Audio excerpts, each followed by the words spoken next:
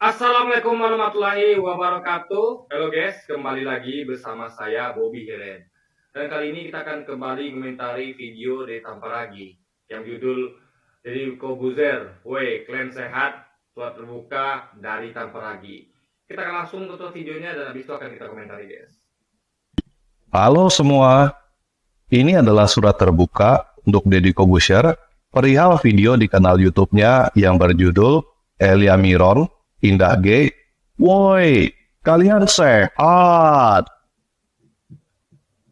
Ada Kita akan lihat nih, Smart People dari Kobuzer melawan sok Smart People. Sidang apa lagi? Kita akan lihat siapa yang lebih smart gitu kan. beberapa pernyataan keliru yang Deddy Corbuzier lontarkan di situ yang perlu saya tanggapi. Yang pertama, tentang Palestina. Sebelum saya lanjut, saya ingin memberitahukan posisi saya dulu, supaya teman-teman tidak salah paham. Saya mendukung kemerdekaan Palestina, tetapi dengan alasan yang berbeda. Ya, saya tahu alasannya kembali lagi. Itu Anda ingin ya wilayah Palestina dibagi dua sama Israel. Sama kayak waktu Belanda jajah Indonesia, lalu dibagi dua tuh wilayahnya. Ya, Belanda misalnya dapat bagian timur, Indonesia dapat bagian barat, begitu kan?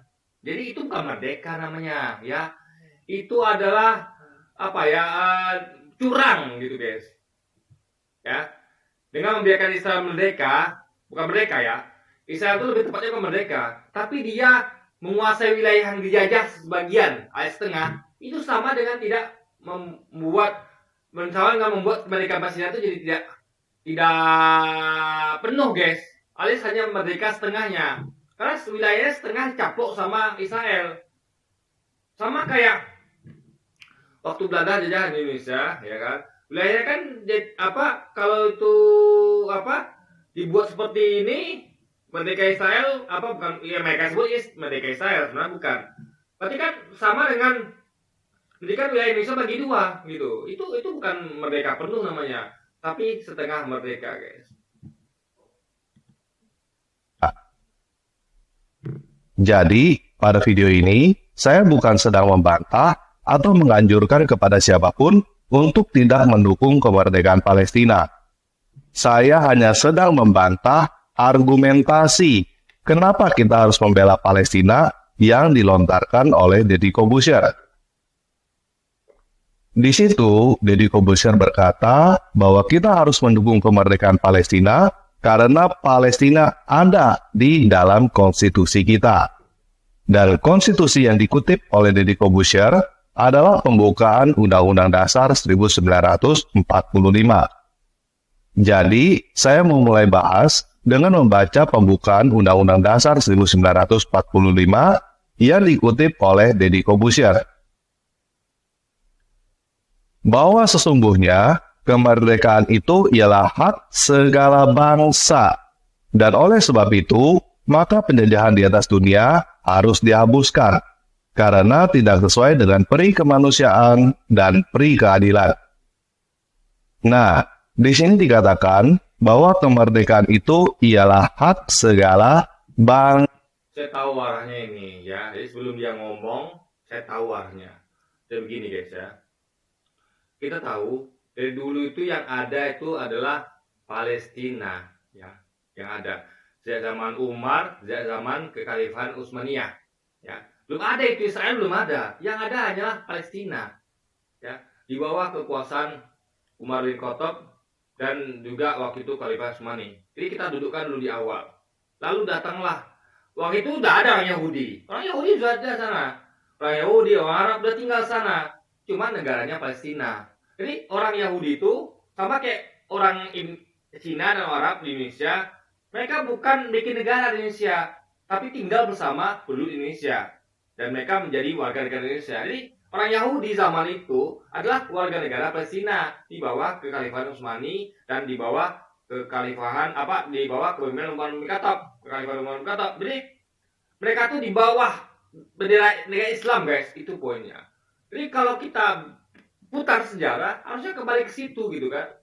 Jadi Kalau mau Israel bikin negara sendiri, ya cari tempat lain yang kosong, yang belum ada negaranya. Contoh kayak Kutub Utara, Kutub Selatan, atau di mana yang belum ada negaranya. Jangan ambil negara orang.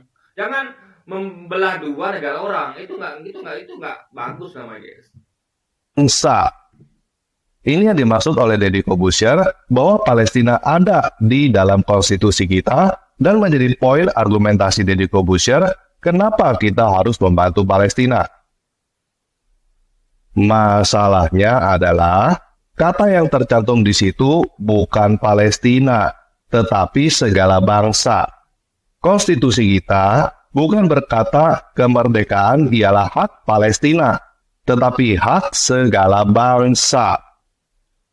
Pertanyaannya adalah, apakah Palestina adalah bangsa?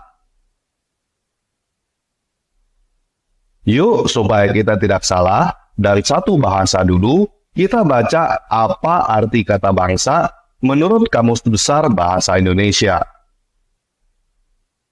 Ini ya, teman-teman bisa cari sendiri di internet. Saya ambil poin ke-1 dan ke-6 aja yang relevan dengan pembahasan kita. Bangsa adalah 1. Kelompok masyarakat yang bersamaan asal keturunan, adat, bahasa, dan sejarahnya, serta berpemerintahan sendiri. 2.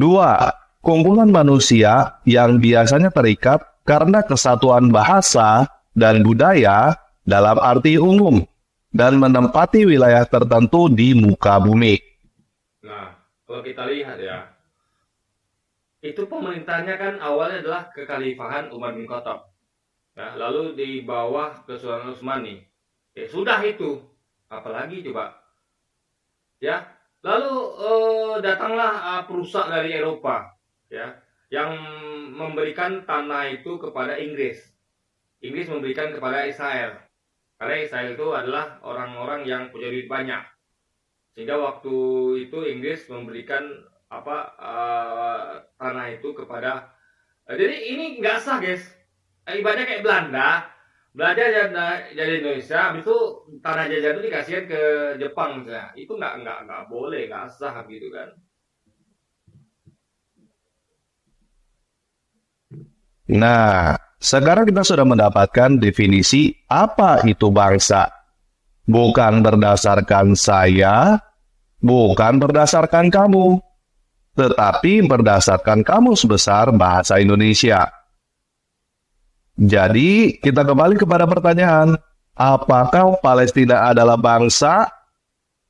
Apakah masyarakat yang tinggal di tepi barat dan jalur Gaza itu adalah bangsa Palestina? Coba kita bahas dari poin asal keturunan. Kita ngomong bangsa itu bukan sepotong-sepotong. Tadi guys ya, ini lengkap. Dia bilang kan, dia bilang dari bahas poin dari keturunan. Nggak dipotong-potong gitu bro. Lihat ini ya. Nih. Ini apakah dipotong-potong? Bahagia nih. Kumpulan manusia yang biasanya terikat karena kesatuan bahasa dan kebudayaan. Jadi kumpulan manusia yang terikat. Jadi manusia itu ya terkumpul dan terikat karena kesatuan bahasa dan kebudayaan. Jadi bahasa dan kebudayaan itu jadi satu. Contoh bangsa Indonesia, ya, bahasa Minang, bahasa Jawa, bahasa Batak, ya, kebudayaan Minang, kebudayaan Jawa, kebudayaan Batak itu gabung menjadi Indonesia, bangsa Indonesia. Ini adalah gabungan, bukan spesifik poin ini potong-potong. Ini bangsa, ini adalah keturunan. Ini bukan ngomong keturunan, karena kalau keturunan, ya poin keturunan, kita semuanya adalah dari Adam. Ngerti nggak? Bangsa Indonesia itu terdiri dari keturunan Arab dan Cina. Ya. Siapapun itu, yang dia itu menjadi WNI, warga Indonesia, maka dia adalah menjadi bagian dari bangsa Indonesia. Jadi sekalipun dia keturunan Cina, Arab, itu adalah bangsa Indonesia. Anda nggak bisa katakan orang Cina dan orang Arab Indonesia ini adalah bukan bangsa Indonesia. Berarti tanpa lagi nggak ngerti apa itu bangsa. harus mengerti bahwa itulah sekumpulan kelompok masyarakat, bukan keturunan tertentu saja. Ya. Jadi ini kan dipotong nih, coba ya. Ini koma loh, bukan titik nih. Dia memotong di titik. Kelompok masyarakat yang bersamaan asal keturunan. Ini kan koma.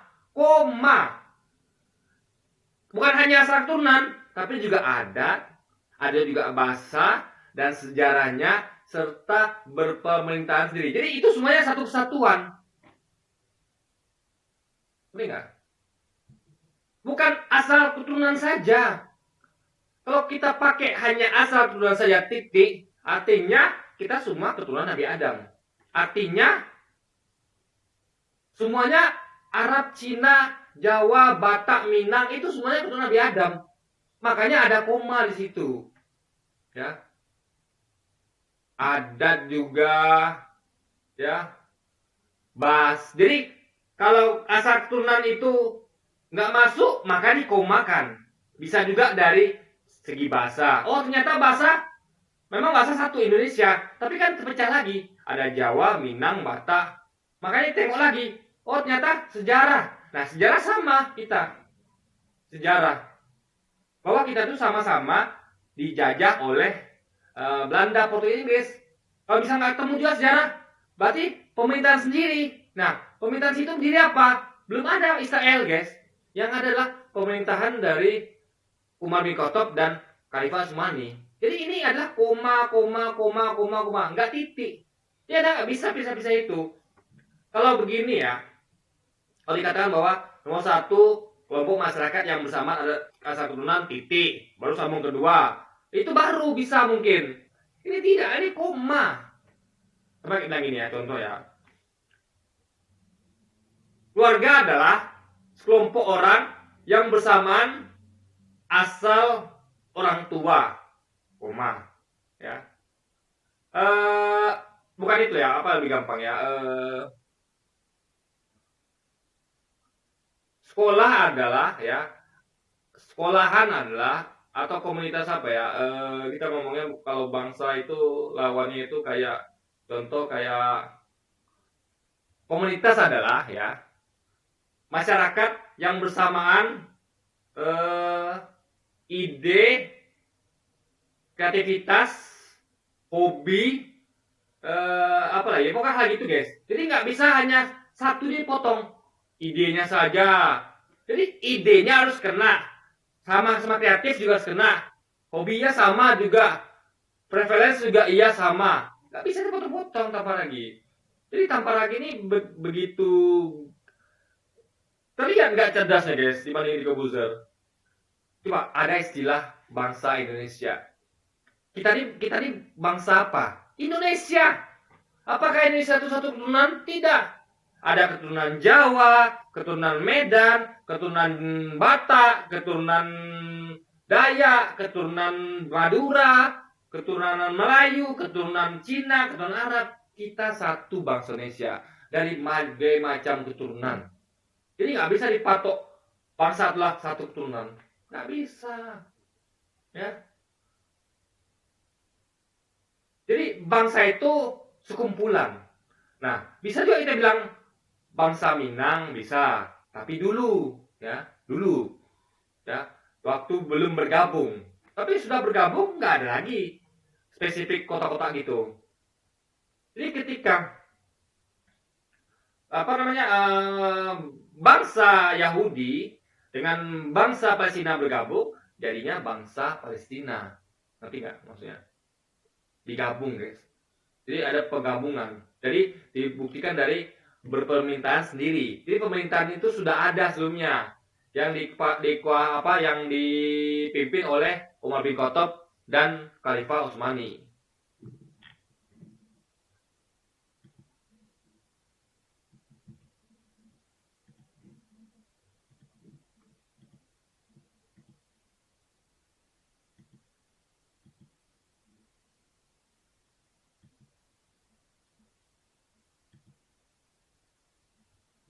Palestina? Jawabannya adalah tidak. mereka tidak punya adat Palestina. Yang mereka punya adalah adat Arab atau adat Islam. Ini potong-potong guys ya, adat. Palestina itu punya adat, ya, jangan salah. Cuman adatnya itu berbau berislam. Contoh, Aceh. Aceh itu adatnya ada nggak? Ada.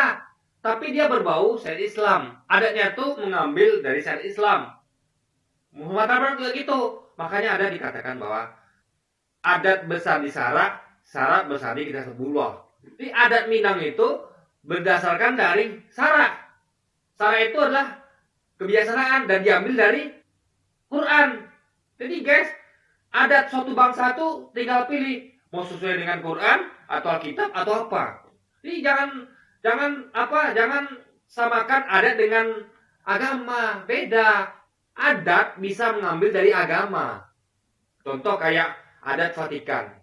Vatikan itu adalah negara dalam negara. Adatnya apa? Adatnya Kristen, gitu loh. Gimana sih tambah lagi nih? Ya. Arab itu adalah suatu kumpulan. Coba. Di Indonesia ini ada yang pakai adat Minang, ada yang pakai adat Cina, ada yang pakai adat Arab. Apakah orang-orang yang Arab di Indonesia yang pakai adat Arab itu bangsa Arab? Ya, mereka bangsa Arab, sekaligus bangsa Palestina, bangsa Indonesia. Tapi kan itu mereka sudah harus memasuki bangsa Indonesia. Mereka hanya memakai adat Arab sebagai penghormatan mereka pada leluhur, bukan sebagai bangsa mereka sekarang. Ngerti nggak? Orang Cina yang melakukan adat istiadat Cina di Indonesia, kayak barongsai, kayak cap gome, itu adalah memakai adat leluhur mereka, tapi mereka tetaplah merupakan bagian dari bangsa Indonesia, gitu. Ngerti nggak maksudnya? Apa kayak gini? Jadi mereka tuh bukan bangsa sendiri di Indonesia ini. Mereka tidak bisa jadi bangsa Cina saja. Mereka tetap tunduk menjadi bangsa Indonesia. Ngerti nggak? Sama kayak kita. Kita bangsa Indonesia, ketika kita jadi berubah warga negara, jadi warga negara Amerika, ya kita harus menjadi bangsa Amerika. Gitu loh. Ngerti nggak? Jadi kebangsaan itu dilihat secara suku, ya. Ada istiadat, iya. Tapi juga lihat bentuk pemerintahan. Jadi ada banyak versi. Bangsa Amerika ada. Jadi dari macam-macam. Ada bangsa di Amerika, bangsa Amerika ya. Ada bangsa suku bangsa Indian. Ada suku bangsa kulit putih, suku bangsa kulit hitam. Ada suku bangsa Arab di Amerika. Indonesia juga ada suku bangsa Jawa, suku bangsa. Jadi suku bangsa itu sama guys. Ya, bangsa juga bisa bangsa saja gitu. Jadi suku bangsa Indonesia, suku bangsa Amerika, ya. Jadi ada bangsa itu yang berdiri sendiri, ada yang gabungan. Itu harus dipahami gitu loh. Ya. Makanya ada bangsa Palestina, ada bangsa Israel. Nah, sayangnya bangsa Israel itu sudah bergabung dengan bangsa Palestina duluan. Sama kayak bangsa Cina dan bangsa Arab itu gabung ke bangsa Indonesia. Sebagian lagi jadi negara atau bangsa Cina sana gitu, yang aslinya gitu. Jadi harus dilihat itu. Jadi nggak bisa mengatakan bahwa karena mereka pakai adat Arab, lalu mereka tuh ada Islam, mereka tuh tidak punya adat. Justru adat mereka tuh berdasarkan dengan yang sama serumpun, yaitu Arab. Sama kayak adat Melayu itu serumpun dengan adat Malaysia. Tapi Melayu bukan semuanya bangsa Malaysia, sebagian bangsa Malaysia, sebagian bangsa Indonesia, guys. Apakah mereka punya bahasa Palestina? Tidak. Tidak ada bahasa Palestina. Guys, bahasa itu memakai bahasa persatuan, yaitu bahasa Arab, gitu loh. Ya. Kayak kita, ya. Semuanya ngalah. Orang Jawa pakai bahasa Indonesia. Jadi Arab itu adalah bahasa persatuan, gitu loh. Juga kayak mata uang, ya. Mata uangnya dulu tuh pakai mata uang apa? Emas. Digabung jadi mata uang rupiah. Jadi ada penggabungan, itu yang perlu dipahami, guys. Bagaimana dengan sejarahnya? Apakah ada catatan sejarah yang bisa membuktikan bahwa orang-orang ini adalah bangsa Palestina? Tidak ada. Bangsa Palestina yang asli atau yang nama lainnya Filistin sudah punah. Palestina yang sekarang itu adalah sebuah wilayah atau daerah. Kan tadi ada punya pemerintahan sendiri. Itu nggak dibaca oleh Tamparagi apa? Hah? Pemerintahan sendiri itu adalah dipimpin oleh Khalifah Umar bin Khattab sama Khalifah Turki Utsmani. Nah, kalau dia mau bangsa itu adalah yang tidak gabungan, ya, seperti bangsa Jawa, suku bangsa Minang, suku bangsa Madura, digabung di bahasa Indonesia, artinya tidak ada Indonesia. Jangan lagi sebut-sebut bangsa Indonesia ya, tambah lagi. Ada sebut aja tuh bangsa ini di Indonesia ini tidak ada bangsa Indonesia. Yang ada bangsa Jawa, bangsa Madura, bangsa Batak, kan konyol guys. Nggak ada di bangsa Amerika, yang ada bangsa Indian, bangsa apa lagi itu ya, bangsa Aztec, bangsa Inca, kan konyol guys. Bangsa kulit hitam, bangsa kulit putih.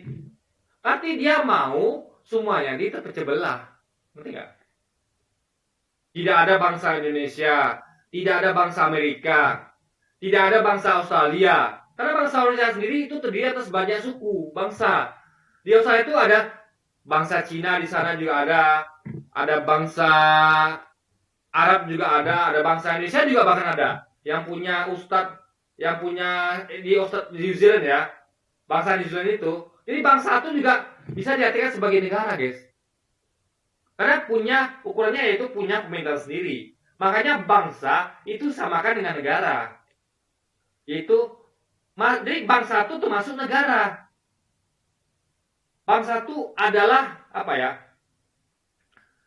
Mirip-mirip sama negara gitu. Cuma negara itu spesifik tentang pemerintahannya. Jadi kalau ngomong negara berarti pemerintahannya. Ngerti nggak? Negara itu lebih mencakup kepada pemerintahannya. Tapi bangsa ngomong keseluruhannya gitu guys. Itu bedanya. Salah satu provinsi Romawi yang kemudian berkali-kali pindah tangan selama ratusan tahun, lalu menjadi provinsi Ottoman dan terakhir menjadi wilayah mandat Inggris. Setelah itu, jalur Gaza dijajah oleh Mesir dan tepi barat dijajah oleh Yordania dan seterusnya. Sampai pada tanggal 15 November 1988, Palestina baru mendeklarasikan kemerdekaannya. Nah, ini sama nih. Indonesia juga begitu kan. Dulu kita dijajah oleh Belanda. Dijajah oleh Inggris, Prancis, Portugis, Kristen. Dijajah kita. Lalu 45 kita bangsa Indonesia itu mendeklarasikan kemerdekaannya. Kita merdeka. Berarti menjadi bangsa Indonesia. Sama kayak Palestina. Ketika mereka dijajah oleh Mesir, oleh Yordania, lalu mereka mendeklarasikan kemerdekaannya tahun 1998. Makanya harus diakui kemerdekaan itu. Gitu loh logikanya kan. Jadi, apakah Palestina adalah sebuah bangsa? Jawabannya adalah bukan. Iya, karena Anda mengambil satu poin. Koma itu ada dijadikan titik. Itu masalahnya. Kalau gitu tidak ada bangsa Indonesia. Kita kan bukan dari satu keturunan. Bangsa Indonesia, apalagi pernah dengar nggak istilah bangsa Indonesia? Hah? Guys, tanpa lagi ini nggak pernah sekolah atau gimana ya? Apakah sebegitu nggak cerdasnya dia itu, Pak? Bangsa Indonesia tanpa lagi, bangsa Indonesia. Pernah dengar nggak? Ini orang nggak pernah dengar mungkin ya istilah bangsa Indonesia. Bangsa Indonesia terdiri atas banyak bangsa keturunan. Ada keturunan Arab di sini, ada keturunan Cina di sini, ada keturunan Jawa, Batak, Melayu, Madura. Ya, jadi bukan satu keturunan saja tanpa lagi. Bangsa Amerika itu banyak keturunan di sana. Ada orang-orang keturunan Arab, keturunan Cina, keturunan kulit putih, kulit hitam, Indian. Tanpa lagi ini nggak ngerti istilah bangsa, tapi dia sosokan guys. Ini sangat memalukan ya kan. Mereka bukan keturunan Filistin, tidak punya adat Filistin, tidak punya bahasa Filistin, tidak punya sejarah Filistin. Yuk kita coba arti bangsa menggunakan poin yang keenam dari KBBI. Bangsa adalah kumpulan manusia yang biasanya terikat karena kesatuan bahasa dan kebudayaan. Nah, jadi bahasa dan kebudayaan itu jadi satu gitu loh. Makanya Bhinneka Tunggal Ika, berbeda-beda tapi satu, menjadi bangsa Indonesia. Kita ini berbeda-beda guys. Bhinneka kita nih, ya. Ada bangsa bahasa Minang, ada bangsa bahasa Jawa. Kita berbeda-beda, Bhinneka tapi satu Ika, yaitu Indonesia, bangsa Indonesia. Ngerti nggak tambah lagi nih? Ini kesatuan, bukan perpis. Gimana sih tambah lagi nih? Astaga, tambah lagi. Ini orang betul-betul speechless saya guys. Ya, mohon maaf ya. Saya pakai istilah bodohnya nggak ketulungan. Nauzubillah min dzalik, luar biasa. Kesatuan. Itu kata kuncinya kesatuan. Kesatuan bahasa dan kebudayaan. Bahasa dan kebudayaan itu disatukan. Ya, disatukan.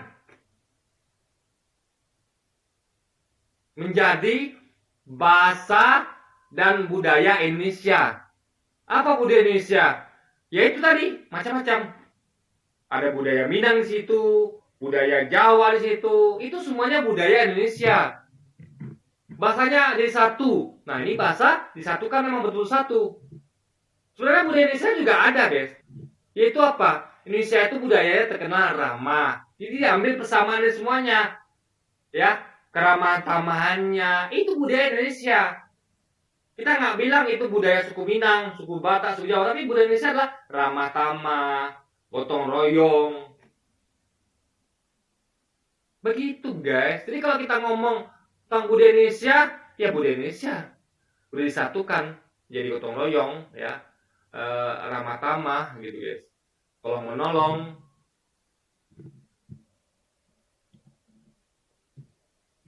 Nah, kalau kita pakai definisi ini, seharusnya kita sebut orang-orang yang tinggal di tepi barat dan jalur Gaza itu bangsa apa? Bangsa Arab. Ya, kalau begitu tidak ada negara bangsa Prancis, nggak ada. Karena Prancis itu keturunannya banyak itu guys, campur-campur. Bahasa Prancis itu banyak keturunan ya. Ada keturunan Aljazair, keturunan Mesir di sana, banyak di Prancis itu bangsa-bangsa. Jadi tanpa lagi nggak ngerti apa itu bangsa. Bangsa juga bisa berarti negara. Ya. Makanya ada PBB, Persatuan Bangsa-Bangsa. Saya tanya berapa lagi. PBB itu apakah bangsa itu bukan bangsa Prancis? Iya, bangsa Prancis. Bangsa Palestina yang sudah diakui PBB, ya. Bangsa PBB tidak mengakui bangsa Israel, ya, nggak mengakui. Yang diakui itu bangsa Palestina. PBB itu ada bangsa Indonesia, ada bangsa Amerika. Jadi sama dengan negara. Jadi ketika kita menyebut bangsa, kita menyebut negara. Jadi persatuan bangsa-bangsa sama artinya dengan persatuan negara-negara. Kalau tanpa lagi maksud bangsanya itu hanya satu poin itu, maka harusnya tidak ada tuh. PBB itu berarti harus memasukkan bangsa Jawa, bangsa Minang, kan nggak begitu. Karena ngomong bangsa itu juga masuk spesifiknya justru lebih ke negara. Itu guys. Itu poinnya. Arab, bukan bangsa Palestina. Mereka berbangsa Arab dan berbudaya Arab. Jadi, sekarang ini tidak ada yang disebut bangsa Palestina. Nah, kalau bukan bangsa, apa sebutan yang tepat untuk Palestina yang ada sekarang ini? Palestina yang ada sekarang ini. Saya tanya, Indonesia keturunan mana?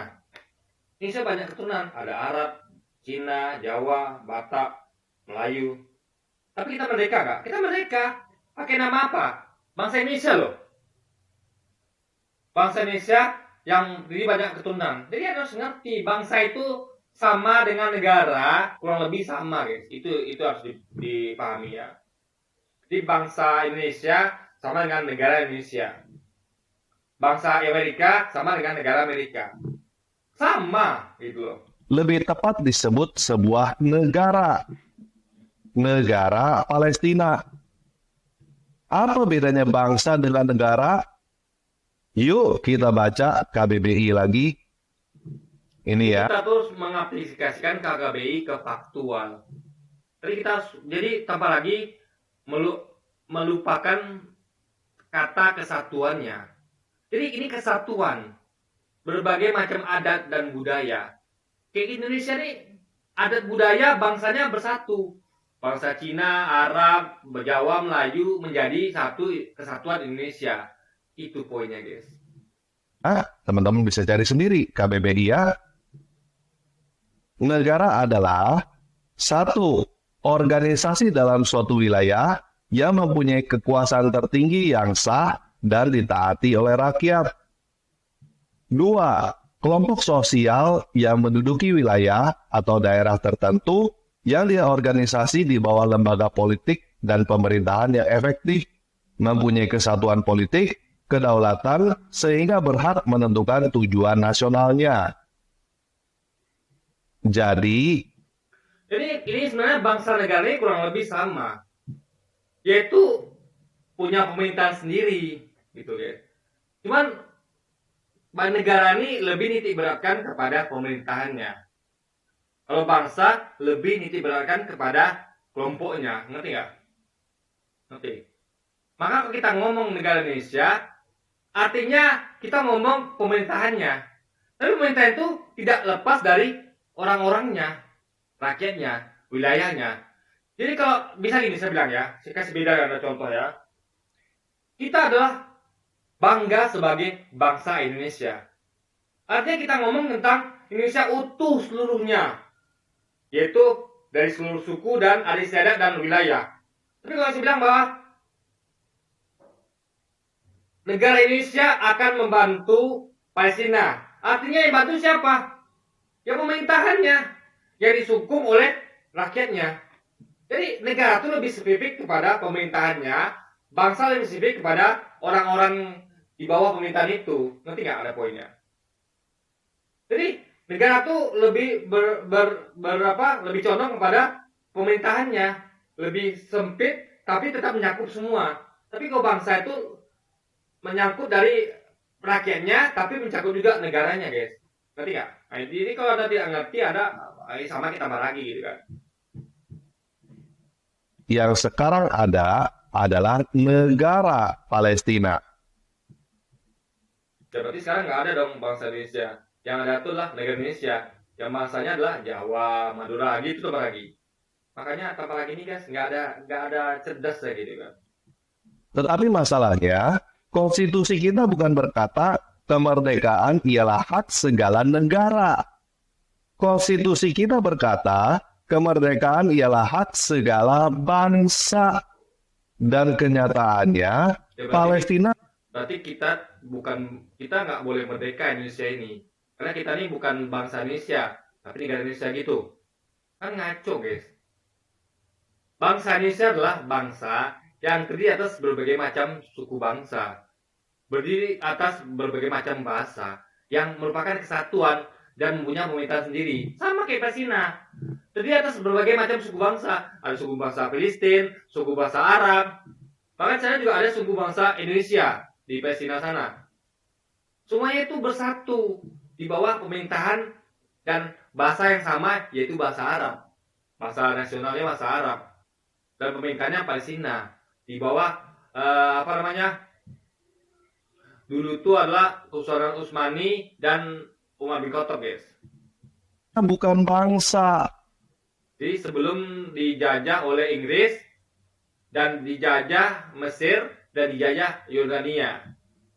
Jadi, jika kita berargumentasi berdasarkan konstitusi, apakah kita punya kewajiban untuk mendukung kemerdekaan Palestina?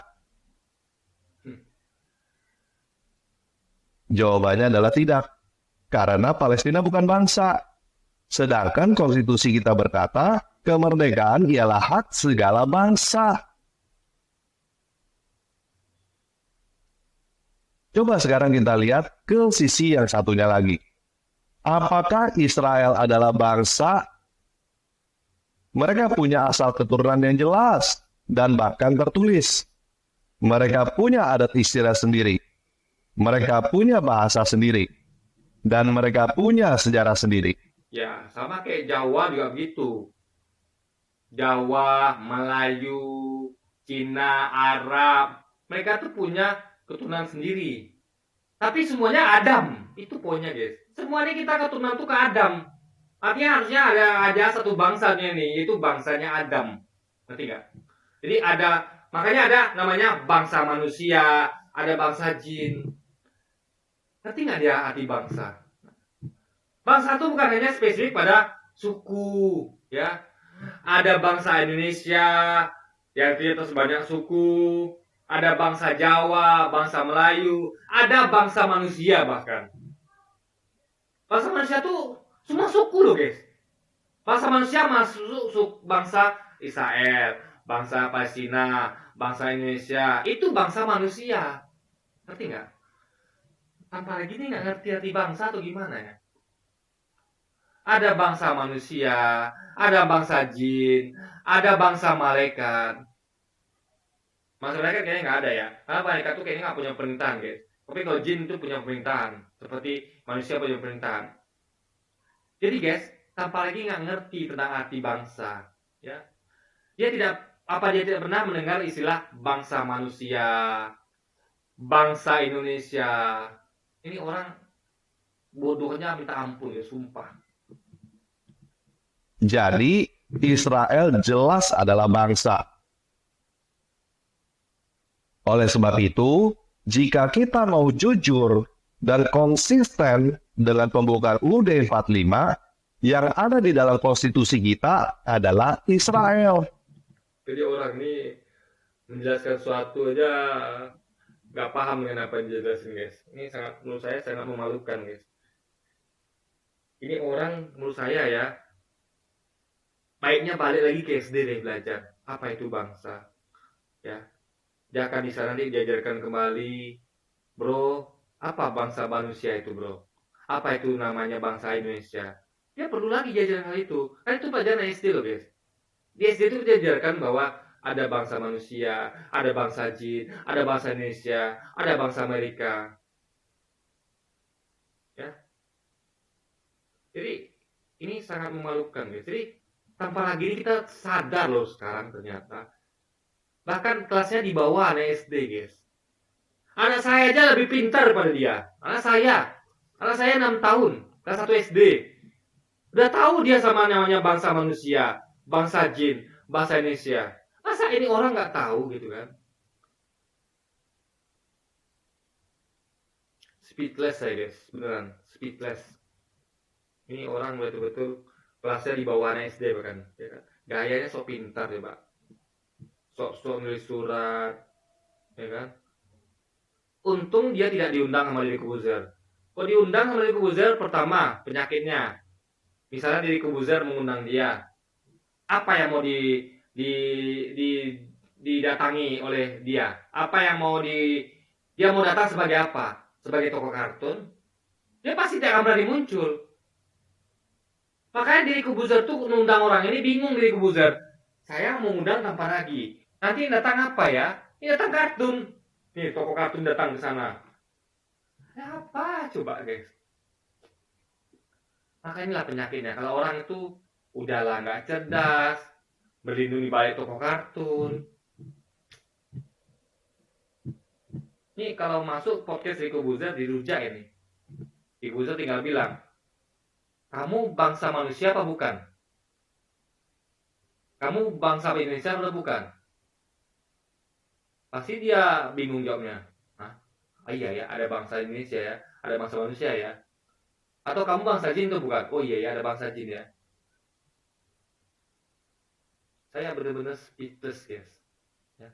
Makanya kita jangan pernah tipu dengan beginian. Sok-sok ngutip KKBI. Dia aja nggak ngerti apa dimaksud KKBI. bahwa adanya kesatuan. Ini bukan sepotong-sepotong, kesatuan.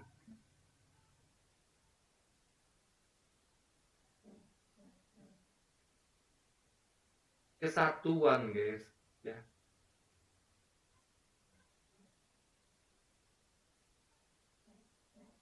Misal gini, kesatuan itu begini ya. Misalnya anak saya adalah anak yang pintar di bidang agama, anak yang pintar di bidang IPA, IPS, tapi dia kurang pintar di bidang matematika. Itu satu kesatuan anak saya, kan bisa potong-potong. Lalu dia bilang kan, lihat nih, anak Bobby yang pertama dia pintar. Ya pintarnya bidang mana dulu? Kan kesatuan. Anak saya pintar di bidang agama, tapi nggak pintar di bidang matematika. Jangan diambil sepotong-potong, satukan. Itu. Jadi anak saya katanya, jadi kalau ada misalnya dikatakan bahwa ada orang yang bukan anak saya karena dia itu nggak pintar, ya tengok dulu. Ini satu kesatuan. Ada dia pintar bidang ini, ada nggak pintar bidang ini gitu. Sama kayak Indonesia juga begitu. Satu kesatuan suku bangsa Arab, Melayu, Jawa dan sebagainya, guys. Bukan Palestina. Karena Israel adalah bangsa. Palestina bukan. Dan kemerdekaan ialah hak segala bangsa. Jadi, berdasarkan konstitusi pembukaan UUD 1945, yang seharusnya kita bela kemerdekaannya adalah Israel, bukan Palestina. Jadi waktu Indonesia merdeka tahun 45, itu yang mendukung kita adalah kemerdekaan kita adalah bangsa Palestina, bukan bangsa Israel. Karena Israel itu belum berbentuk negara saat itu. Mereka itu masih tersebar di seluruh tempat di Eropa, Amerika. Yang ada itu bangsa Palestina, ya. Yang mendukung kemerdekaan Indonesia tahun 45 itu adalah bangsa Palestina. Kita berutang budi kepada mereka. Apalagi apa nggak tahu itu gitu kan. Jadi waktu itu Palestina belum bentuk negara, ya, belum. Waktu itu Palestina itu masih dalam negara apa? Dalam bentuk dijajah, bangsa terjajah Palestina itu. Tetapi kenyataannya sekarang Indonesia terbalik kan? Kenyataannya sekarang ini Indonesia melanggar konstitusinya sendiri kan? Yang terbalik itu isi otak Anda apa lagi, ya? Isi kepala Anda terbalik, ya. Bangsa ada pecah-pecah menjadi satu-satu. Padahal kita itu adalah Bhinneka Tunggal Ika, berbeda-beda tapi satu, berbeda suku bangsa, berbeda bahasa, tapi satu bangsa Indonesia. Israel yang memang adalah bangsa tidak didukung kemerdekaannya, tetapi Palestina yang bukan bangsa malah didukung kemerdekaannya. Oleh karena itu, kalau mau mendukung kemerdekaan Palestina, berhentilah menggunakan argumentasi cacat logika karena konstitusi. Ya, logika Anda yang sangat cacat apalagi ya, bukan logika kita atau Deddy Corbuzier. Logika Anda itu yang cacat. Pakailah argumentasi lain yang lebih tepat.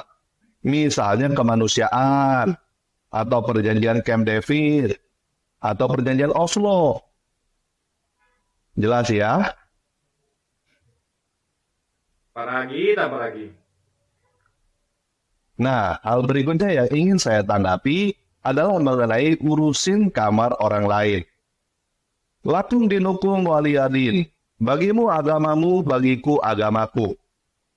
Dari video itu, saya lihat kesannya Deddy Corbuzier berasumsi bahwa orang di luar Islam tidak tahu apa-apa tentang Islam.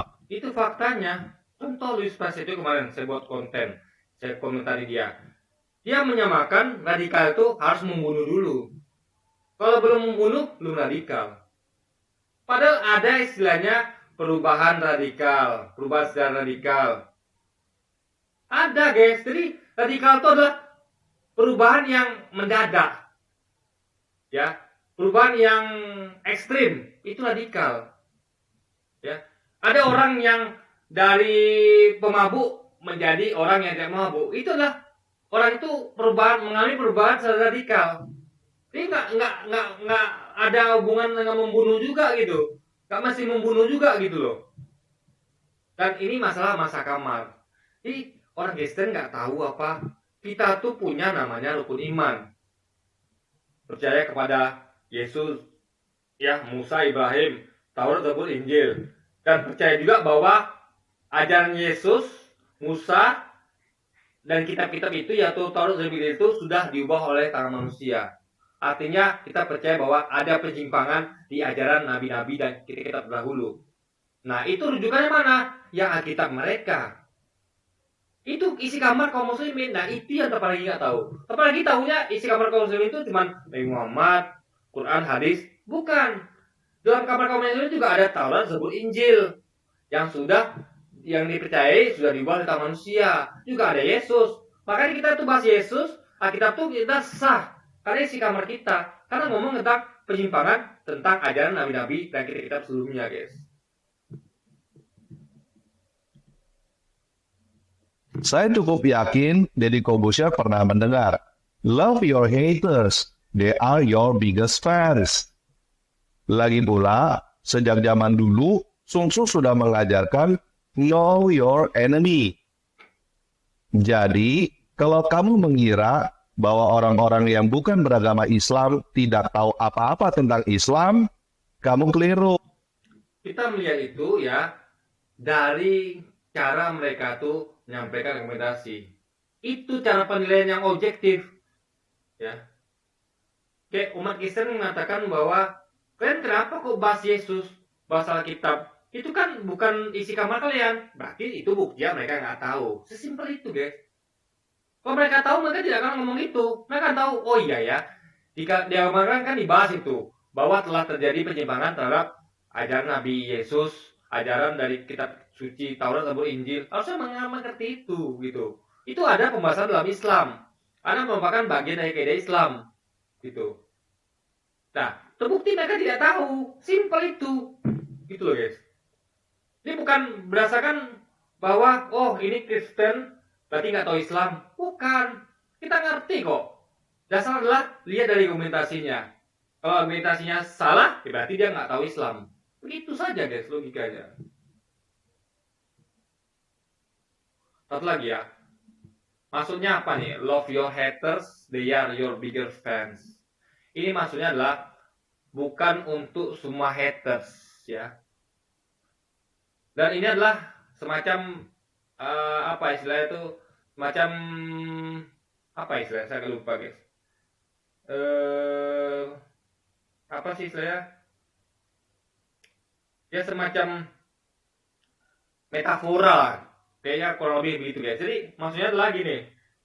Karena haters itu sebegitu besar perhatian sama kita, namanya haters. Tentu akan selalu kayak saya nih. Saya punya haters misalnya. Namanya akun Bangga di Kristen. Jadi dia tuh selalu tuh komen di channel saya. Meskipun menghina saya, menghina agama saya. Tapi karena atensinya begitu besar, makanya dia tuh adalah fans saya, tapi dalam sudut pandang berbeda. Ngerti nggak? Fans itu adalah orang yang memberi atensi kepada kita. Itu fans. Jadi fans itu ada dua. Yang betul-betul fans atau haters. Gitu loh. Jadi dilihat dari atensinya guys. Gitu loh. Makanya atensi haters itu lebih besar dibandingkan yang cinta sama kita. Yang cinta sama kita, dia udah percaya sama kita. Jadi kadang-kadang dia tuh tidak terlalu ini sama kita karena percaya. Dia kayak contoh, kalau ada orang yang cinta sama saya, dia percaya sama saya. Saya kemana aja, dia aman. Tapi kalau orang yang benci sama saya, kemana saya pasti diikutin. Ini orang akan buat salah nih, dijejak salahnya. Tapi orang yang cinta sama saya, dia tuh sudah percaya. Ini orang tidak ada salah ini. Saya akan dibiarkan dimanapun dengan bebas gitu. Makanya ini ada istilah seperti itu guys. Ya. Jadi tapi tetap harus dibedakan antara fans dengan hater. Ya. Fans yang sebenarnya adalah fans yang betul-betul mencintai kita. Jadi perbedaan jelas. Fans yang mencintai, haters yang benci. Cuman bisa juga secara sudut pandang lain, ya seperti itu. Tapi setelah yang dipakai itu harusnya yang objektif. Jadi yang itu nggak objektif, itu subjektif. Tapi yang perbedaan antara fans dan hater itu adalah yang objektif, jadi itu kita pakai guys. Oh, orang-orang yang tidak suka dengan Islam mungkin lebih tahu tentang Islam daripada orang Islam itu sendiri, terutama daripada orang yang baru masuk Islam. Salah. Orang-orang yang tahu Islam, dia akan masuk Islam. Karena dia tahu Islam itu baik. Orang-orang nggak tahu justru nggak mau masuk Islam. Coba dah, dia nih nggak pernah dengar gitu ya. Betapa orang-orang yang nggak tahu bahwa Islam itu adalah agama damai, agama yang apa namanya, yang aman, agama yang berakhlak, bermoral. Mereka kan nggak tahu karena mereka menerima informasi dari media-media asing. Dikatakan bahwa Islam itu teroris, radikal, intoleran. Mereka nggak tahu karena mereka dapat informasi yang salah dari media barat. Nah, setelah mereka belajar Islam, mereka belajar langsung dari ulama, lihat dari Islam, mereka kan tahu, oh ternyata ini informasi yang saya terima salah. Dari nggak tahu, mereka jadi tahu, oh ternyata Islam seperti ini. Apa yang mereka sudah tahu? Masuk Islam. Nggak ada alasan bagi mereka yang masuk Islam. Tapi orang-orang yang benci itu, orang benci sama Islam, dia tidak akan pernah objektif. Ya, ingat, orang yang benci itu tidak pernah objektif. Saya tidak benci Kristen, makanya saya objektif. Ya, saya tidak benci Kristen, makanya saya itu mengkaji Alkitab. Karena saya tidak benci Kristen, karena saya percaya, Islam itu percaya bahwa kita juga harus percaya kepada Nabi Yesus, kepada Taurat, Zabur, Injil. Jadi kalau kita percaya, bagaimana bisa kita benci? Kita nggak mungkin membenci sesuatu yang kita harus percayai. Ngerti nggak? Ngerti nggak? Saya percaya kepada Arab misalnya. Saya percaya kepada Cina. Saya percaya ya bahwa Arab adalah sejatinya orang-orang baik. Cina juga begitu. Madura, Jawa juga begitu. Bagaimana bisa saya benci sesuatu yang saya percayai? Nggak mungkin. Nah, karena Islam itu dituntut wajib mempercayai Taurat, Zabur, Injil, yang itu ada di Alkitab, dan juga Yesus, yang itu mereka sebut sebagai Yesus, yang kita sebut sebagai Isa, ya kita nggak bisa membenci. Itu fakta. Umat Islam itu tidak membenci Yesus, bahkan cinta. Kita tidak membenci Alkitab, bahkan kita cinta. Karena di dalamnya itu ada Taurat, Zabur, Injil. Nah, tapi kita lagi jelas membenci Quran, hadis dari Muhammad. Karena dia tidak percaya. Lebih kuat alasan orang nggak percaya itu benci dibandingkan orang yang percaya. Orang percaya tidak mungkin benci. Nah, karena kebencian itulah membuat mereka tidak objektif. Sehingga mereka tidak adil. Karena sudah dibenci dulu. Orang yang benci sesuatu, dia tidak akan pernah objektif. Itu logikanya. Orang yang cinta sesuatu, dia akan objektif. Paham ya? Jadi orang yang benci Islam, itu dia akan lebih percaya kepada media-media asing. Bahwa Islam itu radikal, intoleran, teroris. Karena dia benci.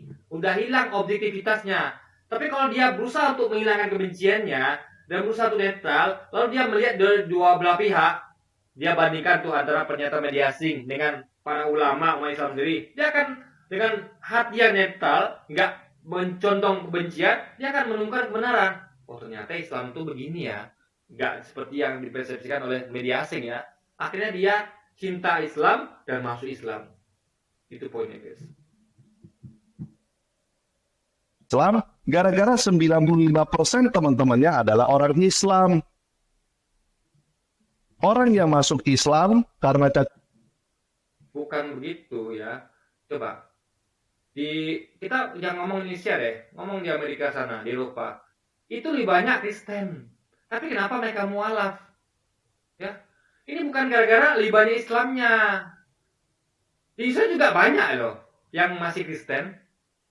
Ini bukan masalah lebih banyaknya Islam atau bukan, tapi dari apakah mereka tuh mau belajar dengan Islam dengan baik, dengan menghilangkan rasa kebenciannya. Kalau mereka tetap dalam kebencian, ya mereka tidak akan pernah objektif. Contoh, saya disuruh sama ibu saya nih.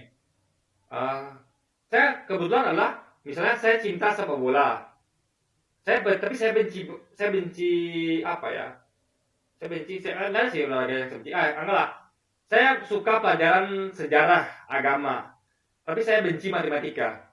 Nah, bagaimana bisa saya pandai matematika kalau saya aja benci matematika? Coba. Tapi kalau saya hilangkan kebencian saya, lalu saya belajar matematika, saya pasti objektif. Pasti bisa apa matematika. Karena saya tidak benci. Tapi orang yang benci itu selamanya tidak akan pernah dia bisa mengerti tentang apa yang dibencinya, kecuali kalau dia menghilangkan kebenciannya, sehingga dia bisa objektif. Itu poinnya, guys. Cat logika et populum jelas tidak tahu apa-apa tentang Islam. Wong cuma ikut-ikutan teman. Jadi Corbuzier itu ya, dia itu belajar dulu sebelumnya tentang Islam. Dia belajar tentang Kristen, belajar Islam membandingkan. Jadi dia itu bukan ujuk-ujuk masuk Islam. Dia tuh sudah sejak lama belajar keduanya. Beda dengan Tabaragi yang nggak pernah belajar tentang Islam.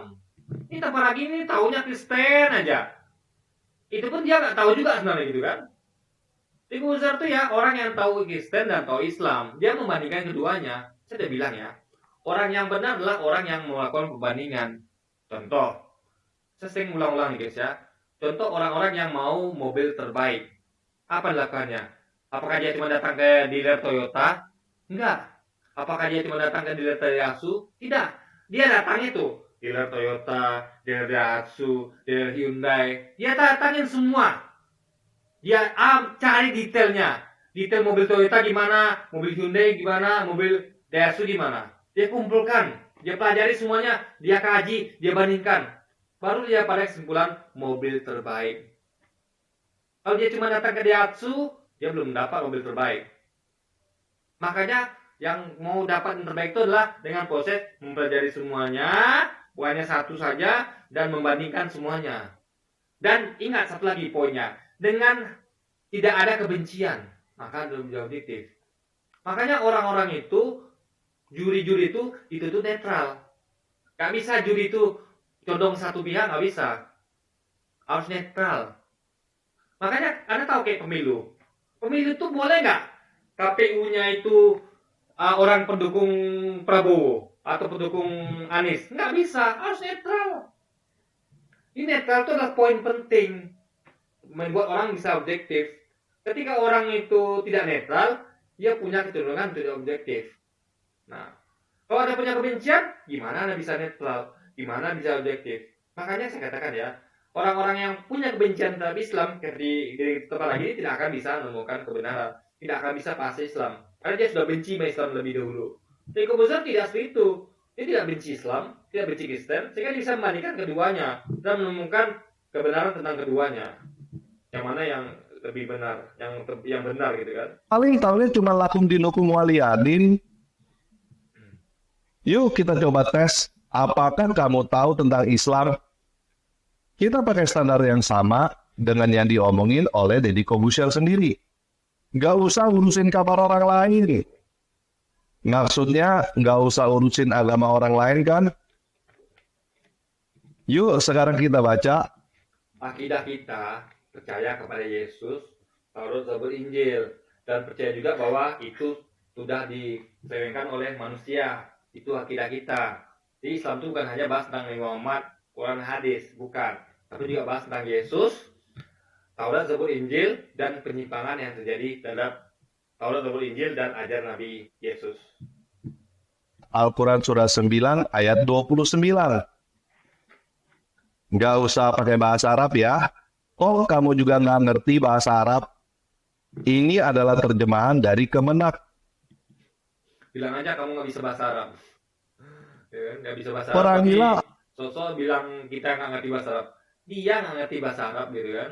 Orang yang Jangan ngerti, baca pun nggak bisa deh guys. tidak beriman kepada Allah dan hari akhir, tidak mengharamkan dalam kurung menjauhi apa yang diharamkan dalam kurung oleh Allah dan Rasul-Nya, dan tidak mengikuti agama yang hak dalam kurung Islam, yaitu orang-orang yang telah diberi kitab dalam kurung Yahudi dan Nasrani. Jadi ini Yahudi dan Nasrani adalah bukan agama, ya, tapi umat. Jadi ada umat Yahudi, ada umat Nasrani, ada umat Muhammad. Ngerti nggak? Ini umat, guys. Umat ini adalah satu agama Islam. Ini bukan agama Yahudi dan Nasrani. Makanya tidak dalam Quran itu bukan agama Yahudi dan Nasrani, tapi cukup Yahudi dan Nasrani. Itu maksudnya adalah umat. Ngerti nggak? Umatnya Musa disebut umat Yahudi. Umatnya Yesus disebut sebagai umat Nasrani. Mereka semuanya Islam, guys. Gitu. Umat Muhammad agamanya apa? Islam. Umat Nasrani agamanya apa? Islam. Umat Yahudi agama apa? Islam, gitu. Umat Muhammad untuk Nabi Muhammad. Nasrani umat dari Yesus. Umat Yahudi umat Musa dan nabi-nabi Israel lainnya, gitu, guys. Hingga mereka bayar jizyah dengan patuh dan mereka tunduk. Nah, pertanyaan pertama saya, kamu tahu nggak ayat ini? Dugaan saya sih tidak. Dugaan kamu salah besar. Kita semua tahu ayat ini dan kita tahu tafsirnya. Jadi Anda itu justru nggak apa ya? Jadi dugaan dia salah semua, guys. Dia bilang kita nggak ngerti. Kita nih ngerti, ini wongnya agama kita kok. Malah tuh ngerti karena mereka mengkaji Islam tuh tidak dengan kebencian. Nggak seperti Anda yang penuh dengan kebencian sehingga menghilangkan objektivitas. Apalagi ketika awal masuk Islam. Karena orang yang tahu ayat ini sebelum masuk Islam, tentunya dia tidak akan mau masuk Islam. Pertanyaan kedua, kalau Deddy Corbuzier bisa ngomong, nggak usah urusin kamar orang lain, nggak usah urusin agama orang lain, karena itu tidak benar, ini apaan? Ini bukan cuma komentar ranjangnya bapuk atau lain sebagainya. Ini perintah untuk obok-obok kamar orang lain. Sampai yang punya kamar itu bayar uang keamanan. Jadi, dengan standar yang Deddy Corbuzier tetapkan sendiri, Al-Quran tidak lewat. Seharusnya kamu berkata tidak usah urusin agama orang lain kepada Al-Quran. Berarti jangan ngerti. Jadi gini, guys ya. Contoh. Kita ada bangsa Indonesia, ya, bangsa Indonesia. Tapi di Indonesia ini ada dulu pemberontak namanya GAM, ada dulu sekarang pemberontak namanya OPM, ada lagi dulu pemberontak namanya PKI. Ya.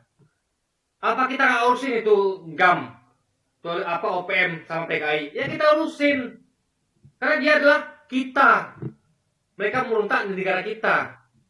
Mereka hendak, jadi mentang-mentang bahwa OPKI itu adalah organisasi yang yang sendiri, OPM sendiri, GAM sendiri, enggak. Dia telah mengganggu stabilitas Indonesia. Ya kita bahas. Kecuali kalau OPM itu dia di Australia, silakan, jangan di Indonesia gitu.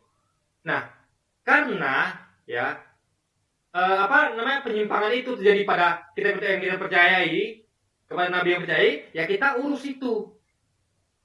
Ngerti nggak? Kalau Kristen itu tidak mengubah-ubah ya Injil, Taurat, Zabur dan ajaran Nabi Yesus, misalnya mereka menuangkan tanpa ragi misalnya. Tuhan Kristen adalah tanpa ragi misalnya. Mereka namanya tanpa ragi OON misalnya. Itu silakan. Kita tidak akan bahas. Karena tidak ada dalam kepercayaan kita. Tapi kepercayaan kita itu percaya kepada Yesus, kepada Taurat, Zabur, Injil. Ngerti nggak? Itu akidah kita. Gak bisa ada gugat akidah kita, gak bisa. Ngerti nggak? Ini akidah kaum muslimin, nggak bisa ada gugat. Anda hanya bisa mempertanyakan, nggak bisa ada gugat. Sama kita nggak bisa gugat akidah mereka menolakkan Yesus, tapi kita bisa mempertanyakannya. Karena itu adalah bagian kepercayaan kita juga, gitu. Intinya adalah Anda percaya apa tidak? Kita percaya kepada Yesus pada Taurat, Zabur, Injil, dan kita percaya kitab itu sudah diseimbangkan. Gitu loh. Jadi kalau ngomong Al-Quran, itu harus setarakan dengan Alkitab. Seperti mereka meyakini Alkitab, gitu kita meyakini Quran. Tak bisa digugat. Nggak bisa. Kita hanya bisa mendebatkan isinya, tapi nggak bisa mengatakan berhak untuk mencapai Quran. Bahwa Quran itu harusnya nggak begitu. Nggak bisa, guys. Ya. Itu adalah melekat dalam akidahnya kaum muslimin. Sama kayak Alkitab itu melekat dalam akidahnya kaum Kristen. Nggak bisa diganggu-gugat. Itu poinnya.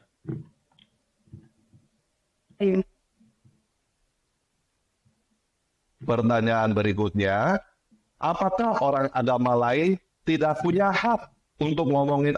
Iya, karena Al-Quran tidak ada di akidah kalian.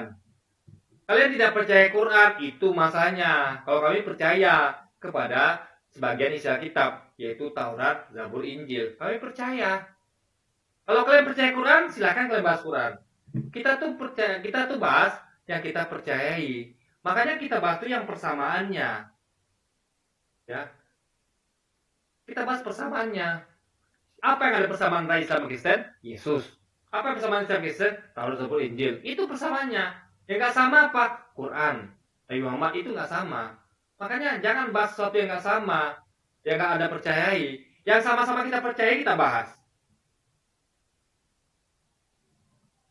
Ngerti nggak logika berpikirnya? Al-Quran?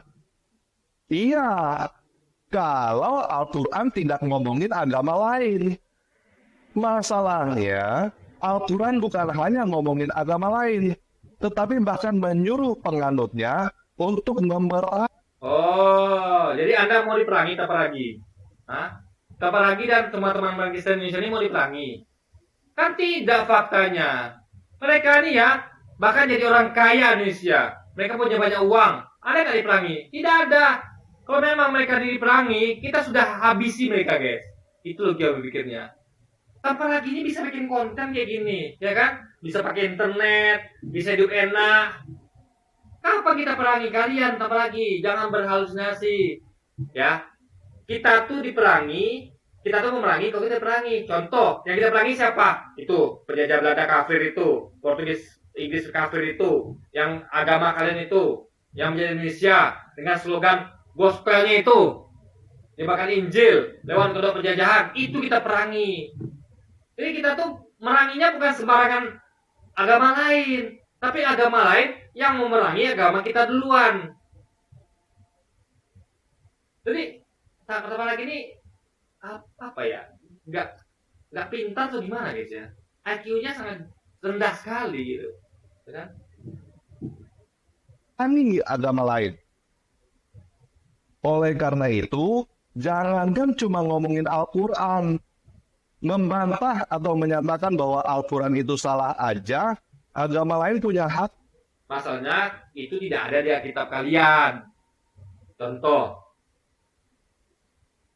di buku SMA itu ada pelajaran tentang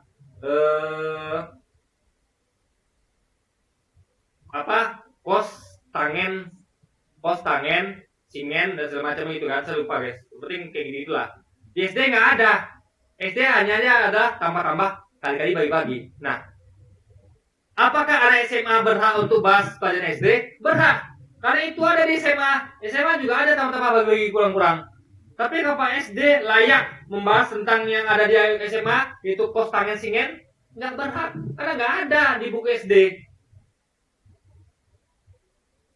Ngerti nggak? Jadi, kalau nggak ada di buku Anda, ya Anda boleh bahas. Yang ada di buku Anda saja. Yang buku Anda ada apa? Yesus, Taurat, Zabur, Injil, itu dibahas. Tapi di Quran kita tuh ada Yesus, ada Taurat, Zabur, Injil, dan penyimpangannya, itu kita bahas. Jadi kita tuh boleh bahas sesuatu yang ada di buku kita, yang ada di kamar kita. Yang ada di kamar kita jangan dibahas. Contoh, di kamar Indonesia ini ada bangsa Cina, ada bangsa Arab, bangsa Jawa, bangsa Madura. Boleh kita bahas. Karena itu ada di kamar Indonesia. Tapi orang luar nggak bisa bahas tentang Jawa, tentang Madura. Karena mereka nggak paham. Ya. Nanti salah-salah guys. Salah-salah apa sih tendensi orang barat nih bahas tentang suku Jawa, dicurigai ntar. Tapi kalau kita enggak, karena kita memang di kamar kita, makanya itu di Indonesia gitu guys logikanya. Kok kamu jangan ngomong ini bukan ajaran agama Islam atau ini salah tafsir. Ini adalah ayat Al-Quran. Dan udah berapa banyak teroris yang melakukan aksi bom gara-gara mengamalkan ayat ini. Bukan mereka yang salah tafsir, tetapi Guys, ya, gini, ya, ada orang Kristen yang menafsirkan bahwa karena Yesus tebus dosa, maka mereka bebas melakukan apa saja. Ada nggak? Ada. Apa Anda benar kan? Apapun logika saya mengatakan mereka benar. Tapi karena pasti berapa tidak kan? Itu namanya pendapat. Jadi Anda bisa mengatakan bahwa teroris yang benar, yang kita nggak benar. Karena faktanya, berapa banyak ngebom? Sedikit sekali. Banyak tidak ngebom. Kalau semuanya ngebom, oke lah. Ya. Atau lebih banyak ngebom, oke lah. Ini tidak, hanya sedikit. Sama kayak umat Islam ini, yang sedikit, yang mabuk, yang judi, yang suka maksiat itu sedikit. Ini banyak yang tidak. Ya. Jadi guys, salah tafsir itu bukan dilihat dari kelakuan orangnya, bukan. Tapi dilihat dari teksnya, dibandingkan. Misalnya si A bilang bahwa ngebom itu halal. Ada yang bilang ngebom itu nggak halal. Bukan lihat dari, oh ada yang bom jadi halal. Nggak begitu. Kalau begitu, berarti yang ngebom juga berarti benar dong. Kan nggak begitu juga guys. Jadi yang lihat dari beda tafsir itu dilihat dari apa sanadnya. Makanya Islam itu punya sanad. Yang nafsirkan ini siapa dulu? Bukan orang sembarangan, bukan. kamu yang salah tafsir. Kalau kamu mau membantah dengan berkata, tuh banyak orang Islam yang tidak jadi teroris. Saya berkata, iya, mereka adalah orang-orang Islam yang baik, yang tidak menjalankan ajaran agamanya dengan benar. Mereka tidak menjalankan. Jadi ini tanpa lagi ini mendukung terorisme guys. Ini bahaya. Ya. Ini kalau begitu nih orang apa? Badan Penanggulangan Nasional Terorisnya harus tangkap dia guys. Harus ditangkap nih orang. Kenapa?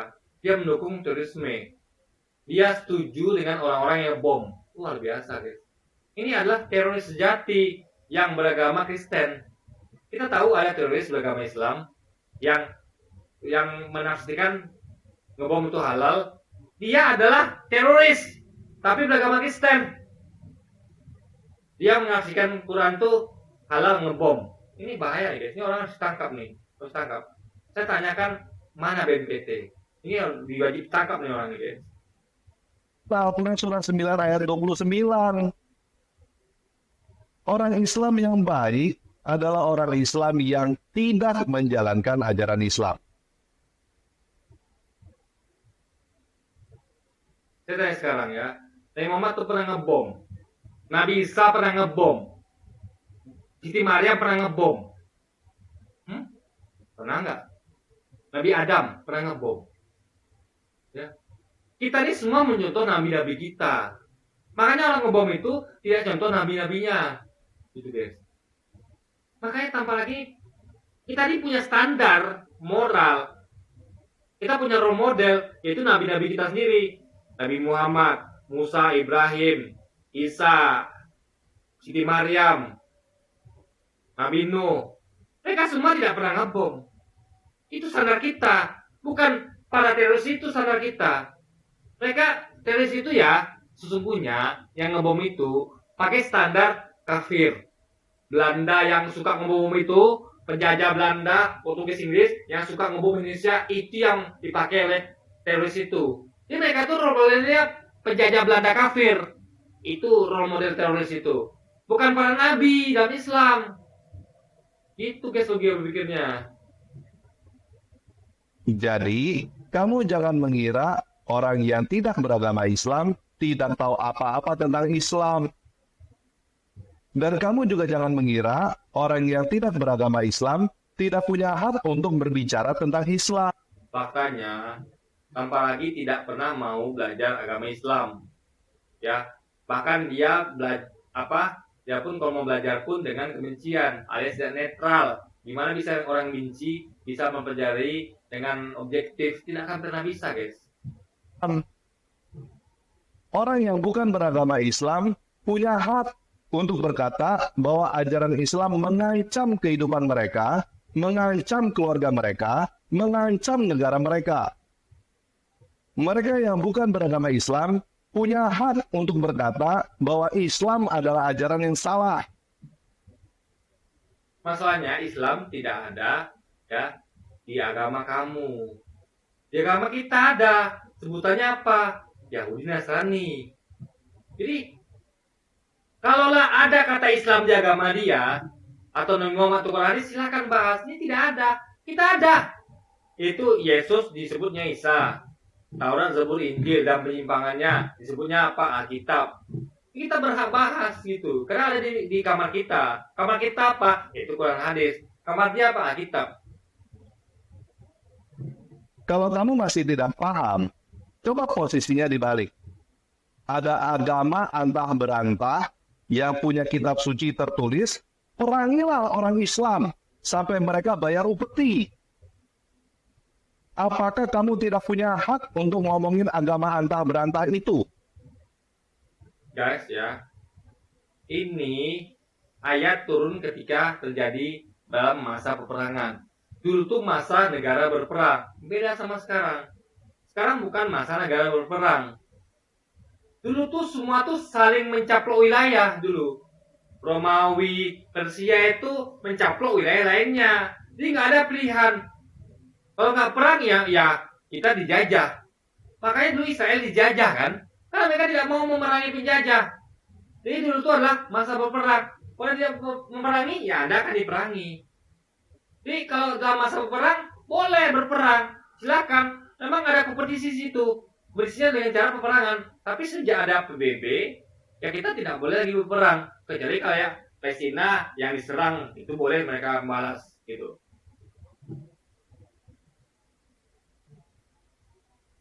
Apakah kalau kamu ngomongin agama antah berantah yang isinya menyuruh perangi orang Islam, itu berarti kamu ikut campur urusan agama lain? Kalau ada agama antah berantah yang di dalam kitabnya tertulis, perangilah orang Islam sampai mereka bayar upeti, kamu punya hak untuk ngomongin agama itu. Bahkan menyatakan agama itu ngawur. Walaupun misalnya belum ada orang yang pernah memerangi orang Islam sampai mereka bayar upeti berdasarkan ajaran agama itu. Guys, ini masalah sopan santun etika. Kita tuh nggak boleh bahas isi kamar orang lain. Yang kita boleh bahas adalah isi kamar kita. Ya. Contoh, di kamar kita ada foto, misalnya gini. Kita dan kamar tetangga kamar kos kita adalah satu kakek. Kakek kita sama nih, tapi ibu kita beda.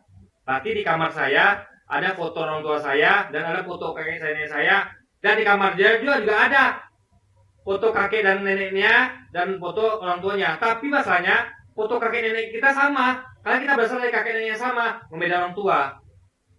Ngerti nggak? Jadi di kamar kita dan kamar dia tuh sama-sama ada foto kakek nenek kita. Artinya kita boleh bahas. Tapi di kamar kita nggak ada foto orang tua dia, nggak boleh kita bahas. Karena nggak ada foto orang tua dia di kamar kita. Jadi kita nggak bisa bilang dong, orang tua kamu itu nggak cerdas ya. Dia kok ngomongnya begitu, itu nggak boleh. Itu orang tua dia. Tapi kalau kakek itu boleh, karena kakek kita sama. Kakek kita, makanya pakai istilah kita. Kakek kita apa ya? Dulu tuh kurang baik ya. Nah dia bilang, enggak, saya nggak setuju. Kakek kita baik kok. Nah, kita bahas yang sama. Makanya tanpa lagi, itu hanya boleh bahas orang tua dia bersama adik-adiknya. Nggak boleh dibahas orang tua dia dengan saya, nggak boleh. Karena saya itu bukan orang tua saya, nggak sopan guys. Ya, sama dia nggak bisa bahas orang tua saya karena nggak sopan. Tapi kami berdua boleh bahas Soekarno karena sama-sama mantan presiden kita. Boleh kita berdua bahas Jokowi karena sama-sama presiden kita. Tapi dia tidak boleh bahas tentang orang tua saya nggak boleh bahas tentang orang tua dia. Gitu guys. Ini masalah isi kamar, sopan santun. Jadi nggak boleh ada kebebasan gitu, nggak boleh. Boleh saya bahas orang tuamu tambah lagi? Kan nggak boleh, bukan orang tua saya. Tapi kalau saya bahas Jokowi boleh. Sama-sama presiden kita berdua, gitu loh. Bagi pikirnya guys. Ini di dalam Al-Quran jelas tertulis, perangilah orang yang beragama lain sampai mereka bayar jizyah, dan sudah banyak yang mempraktekannya. Guys, itu adalah dulu. Sekarang masih ada nggak? Nggak ada. Coba sebutkan. Negara Arab yang negara lain ada nggak? Nah ada. Pasnya itu udah berlalu. Itu berlalu. Justru sekarang, ya, yang negara Kristen lah yang merangi negara lain. Ingat, Perang Dunia Pertama, Kedua, siapa pelakunya? Negara-negara Kristen. Amerika, Inggris, Prancis, Portugis. Itu yang merangi negara lain. Bahkan menjajah. Ya. Jadi jangan ngomong-ngomong Islam dah. Anda nggak tahu Islam. Lihat agama Anda. Penjajah. Di Indonesia saja siapa yang menjajah Indonesia? Apakah Islam? Tidak. Kafir, Kristen, Portugis, Inggris, Belanda. Jadi Anda jangan halusinasi tempat lagi, ya. Jangan pernah berhalusinasi. Anda tuh ngaca. Lihat Indonesia. Siapa yang Indonesia? Apakah Islam? Tidak. Tapi orang-orang kafir, orang-orang Anda. Jadi, kalau kamu berkata jangan urusi agama lain, coba ngomong ke Al-Quran dulu.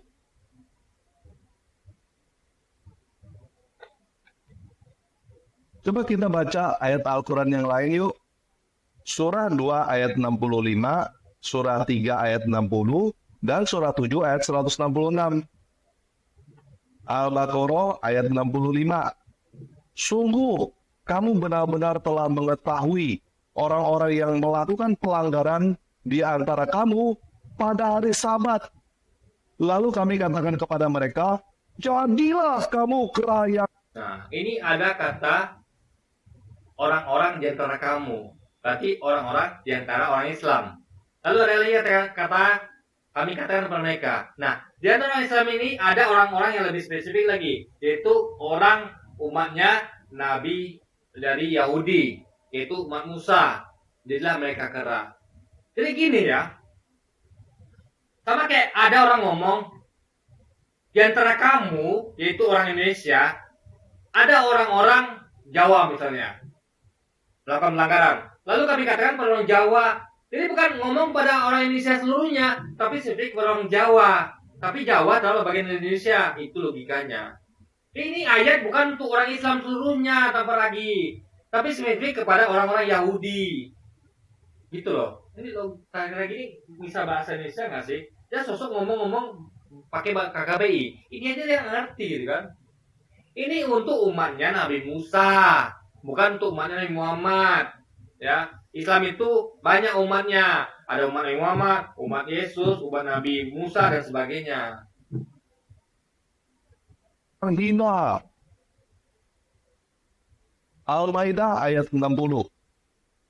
Katakanlah dalam kurung Nabi Muhammad, apakah akan aku beritakan kepadamu tentang sesuatu yang lebih buruk pemalas? Saya bahkan ini nafsirkannya bukan pakai tafsir ulama guys, tapi pakai bahasa Indonesia yang beda benar. Ya, ini pasti sama dengan tafsir ulama, gitu kan? Nah, tanpa lagi ini nggak bisa bahkan bahasa Indonesia guys. Ini aja bahasa yang sederhana ini dia nggak ngerti bahwa ini tadi itu adalah untuk spesifik bangsa Yahudi, ya umatnya Musa, bukan umat Islam seluruhnya. Asalnya daripada itu di sisi Allah dalam kurung yaitu balasan orang-orang yang dilaknat dan dimurkai Allah, dalam kurung yang di antara mereka dia jadikan kera dan babi. Dalam kurung di antara mereka ada pula yang menyembah togut. Mereka itu lebih buruk tempatnya dan lebih tersesat dari. Hitam merah ini sudah membuktikan bahwa dia memang tidak mengerti Islam. Semakin dia bicara banyak tentang Islam, semakin kita dapat temukan kesalahannya, semakin terbukti bahwa dia tidak mengerti Islam. Ya. Jadi orang seperti ini yang mau kita ikuti, orang nggak ngerti Islam. Semakin dia bahas Islam, semakin terlihat dia tidak ngerti Islam. Ya kenapa? Ya tadi itu, dia baca ini dengan kebencian. Ini kan dia tidak bisa objektif gitu. Ya, makanya itu mendukung tuh bom diri itu yang benar. Itu salah. Makanya dia ini harus ditangkap BNPB. Kan dia mendukung bom diri, guys. Jalan yang lurus. Al-A'raf 166. Kemudian, ketika mereka bersikeras dalam kurung melampaui batas terhadap segala yang dilarang, kami katakan kepada mereka, jadilah kamu kera yang hina. Coba kamu cari tahu siapa yang lagi diomongin oleh ayat-ayat Al-Quran ini. Yahudi. Yahudi itu adalah umatnya Nabi Musa, bukan agama. Ya, kita sebutnya umat Yahudi dan Nasrani, bukan agama Yahudi dan Nasrani. Ya, harus dibedakan itu. Umat itu ya adalah bagian dari agama, bukan agama itu sendiri. Ya, umat Yahudi dan umat Nasrani gabungan kesatuannya adalah umat Islam. Mereka adalah bagian dari umat Islam, gitu. Bukan mengikuti nabi yang berbeda. Katanya lakum dinukum waliyadin. Kok isi Al-Quran ngomonginnya agama lain melulu ya? Ngomongin Yahudi, Nasrani, Yahudi, Nasrani, Yahudi, Nasrani. Sampai mengutuk orang Yahudi jadi kera dan babi lagi. Ya sama kita balik. Kenapa kok agama kamu bahas tentang Yesus? Kalau sebut Injil, itu kan kepercayaan Islam. Jadi guys, ini bukan itu poinnya, ya. Agamanya juga bahas Yesus, bahas Nabi Isa, ya, bahas Taurat Injil, bahas Musa Ibrahim juga. Jadi poinnya bukan begitu. Poinnya adalah terdapat kesamaan antara dua agama, dan itu nggak bisa berarti. Nggak bisa ada suruh untuk hapus Alkitab, nggak bisa. Itu akidah mereka. Kita hanya bisa mempertanyakan. Mereka juga tidak bisa mengatakan bahwa hapus Al-Quran kita. Karena itu akidah kaum muslimin. Itu namanya sikapan masing-masing. Tapi kita tuh hanya bisa bahas yang samanya saja. Yang nggak sama jangan kita bahas gitu. Coba kamu periksa. Katanya ayat ini sudah turun gedebuk dari langit selama 1400 tahun dan tidak pernah berubah. Pertanyaannya, ada nggak satu aja orang Yahudi yang menjadi kera karena melanggar hari Sabat?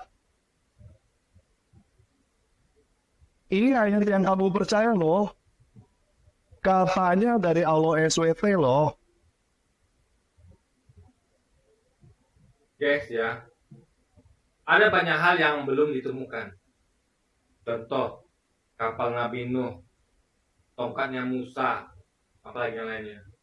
Banyak yang ditemukan. Bukan berarti mereka tidak ada. Bukan berarti dan sejarah Musa pun belum ada. Dan sejarah tentang Nabi Nuh belum ada. Ya, belum ada ditemukan catatan sejarahnya. Bukan berarti tidak ada. Coba catatan sejarah tentang neraka surga ada nggak? Tempat tinggal pertama Nabi Adam? Nggak ada.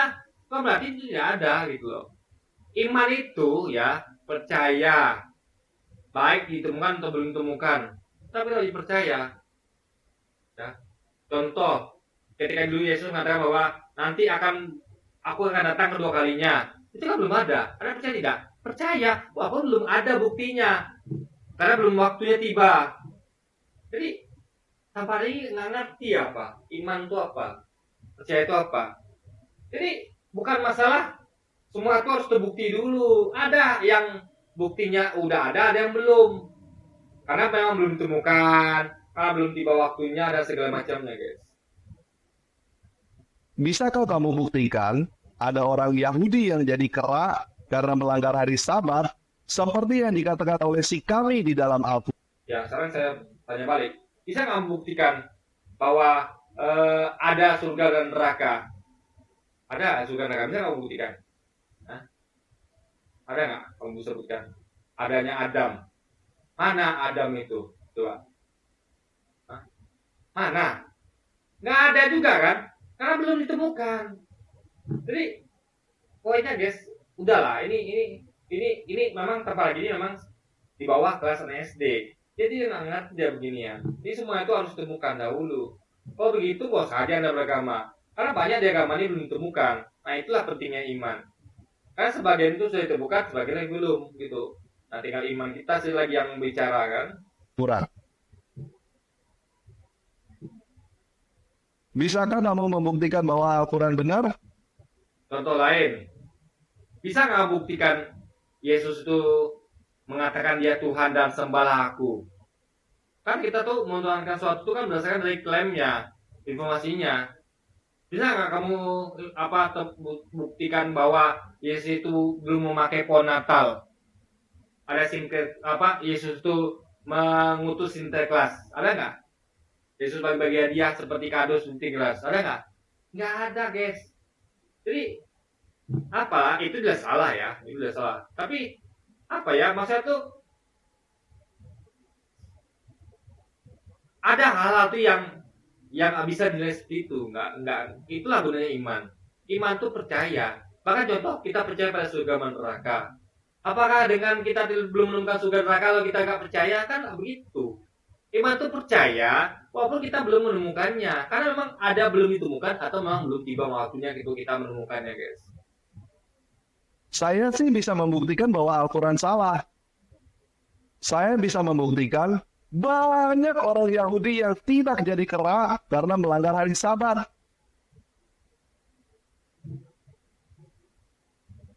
Jadi Yahudi itu tidak semuanya melanggar hari Sabat, tidak, ya, nggak semuanya. Ada juga Yahudi yang masih berpegang pada Sabat.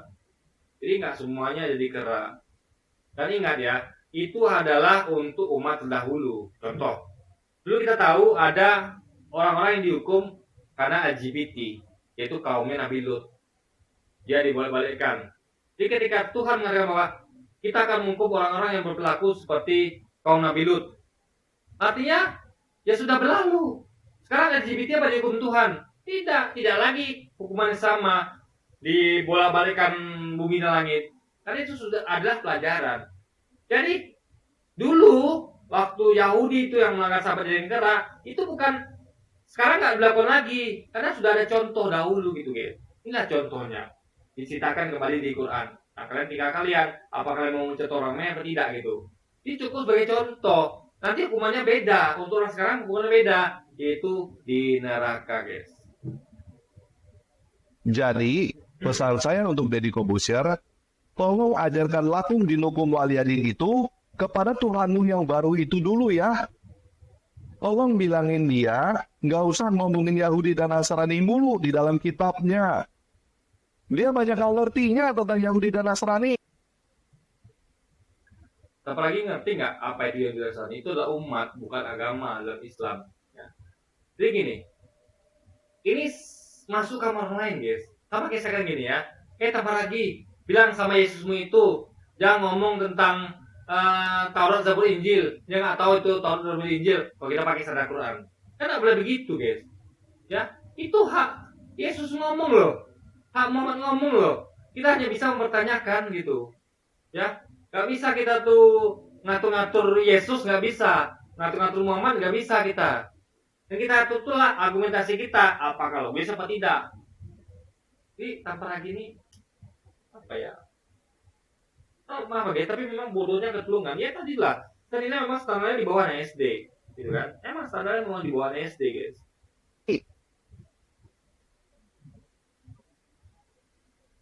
Tapi yang lebih baik daripada itu, lebih baik kamu pertanyakan, apakah benar Al-Quran adalah wahyu dari Tuhan? Saya dengar kamu sudah keliling dunia. Saya cukup yakin kamu tahu bahwa matahari tidak terbenam di air yang berlumpur hitam. Seperti yang dikatakan oleh Aloes. Nggak ngerti dia.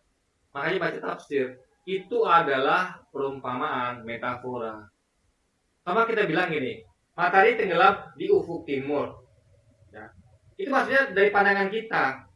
kita melihat matahari itu seakan-akan tenggelam di ufuk timur. Sebenarnya tidak. Matahari itu tidak pernah tenggelam. Matahari selalu berputar dalam peredarannya. Matahari itu, ya peredarannya adalah alam semesta, galaksi. Tapi, jadi matahari berputar, kita berputar juga mengikuti matahari. Ini matahari itu, terbenam itu adalah metafora.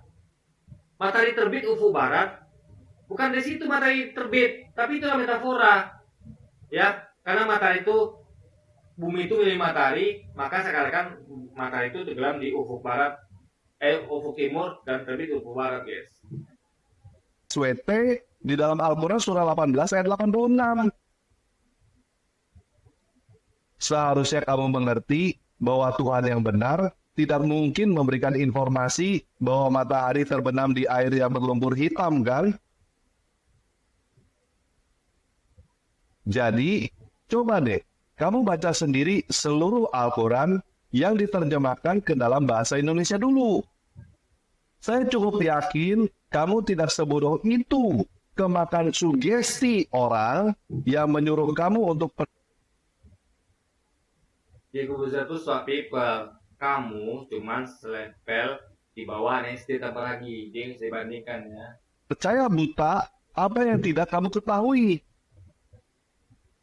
Saya cukup yakin kamu bisa mengerti bahwa orang yang memberikan sugesti bahwa kamu harus belajar bahasa Arab dulu supaya bisa mengerti isi Al-Quran, cuma mau ngelama-lamain. Sampai akhirnya kamu tidak pernah tahu apa yang sebenarnya tertulis di dalam Al-Quran. Yang terakhir, kamu kan berbicara tentang kemanusiaan. Katanya, Nabi kamu itu adalah manusia yang berakhlak paling mulia, kan? Coba deh, buang dulu sugesti bahwa Muhammad adalah Nabi yang berakhlak paling mulia. Coba kamu pertanyakan, apakah klaim bahwa Muhammad adalah manusia yang berakhlak paling mulia itu beneran atau cuma ilusi? Makanya belajar sejarah Nabi. Jadi nggak pernah belajar sejarah Nabi, guys. Jadi yang nggak tahu sejarah Nabi, ya kan? Coba kamu cari tahu, bagaimana Nabi kamu itu meninggal. Kamu belum tahu bagaimana Nabi kamu meninggal, kan? Coba cari tahu, kenapa Nabi barumu itu mati diracun oleh perempuan Yahudi. Nabi Muhammad tidak mati kena diracun.